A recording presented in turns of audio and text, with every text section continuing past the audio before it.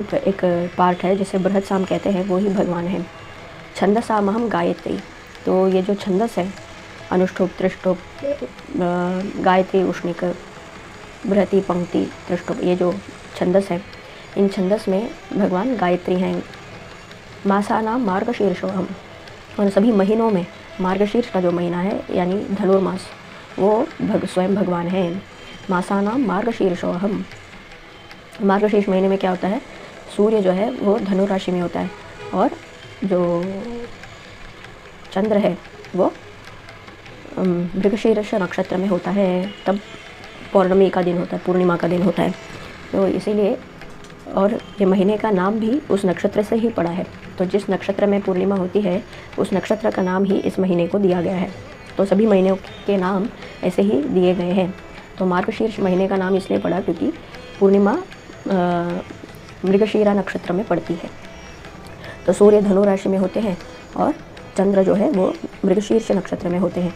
और मृगशीर्ष नक्षत्र का उसकी शक्ति क्या है, मोक्ष शक्ति है, वो मोक्ष प्रदान करती है। मृगशीर्ष नक्षत्र जो है वो मोक्ष का प्रतीक है, मोक्ष प्रदान करती है। तो इसीलिए, और सूर्य उसके ऑपोजिट धनु राशि में रह करके ऐसे पूरा इल्यूमिनेशन देते हैं। तो ये मार्गशीर्ष महीना जो है ये बहुत ही पवित्र महीना है हमारे अपलिफ्टमेंट के लिए, स्पिरिचुअल अपलिफ्टमेंट के लिए और भगवान से जुड़ने के लिए। तो इसलिए भगवान कह रहे हैं कि मासानाम मार्गशीर्षोऽहम्।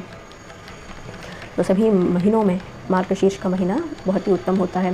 और माँ महालक्ष्मी की भी आराधना बहुत से लोग करते हैं।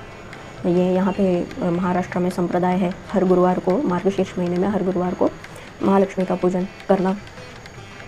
और तमिलनाडु में और बाकी जगहों में भी मार्गशीर्ष महीने में धनुर्मास में सुबह सुबह ब्रह्म मुहूर्त में भजन और भगवान का नामोच्चारण ये वगैरह बहुत होता है। तो मार्गशीर्ष महीना वैसे ही हमारे भारत में बहुत ही प्रख्यात है। और अभी भगवान भी कह रहे हैं स्वयं की वो महीना स्वयं भगवान की एक विभूति है। ऋतूनाम अहम कुसुमाकरः, तो ऋतुओं में 6 ऋतु हैं। तो उसमें कुसुमाकरः यानी कुसुम क्या है, पुष्प है। कुसुमाकरः जो पुष्प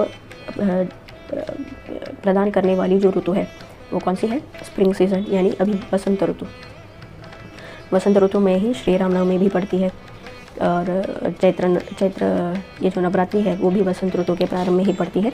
तो ऐसे पुष्पों की बौछार करने वाला जो ऋतु है कुसुमाकरः, वो स्वयं भगवान की ही एक विभूति है। तो और आज से नया साल और वसंत ऋतु का प्रारंभ भी है।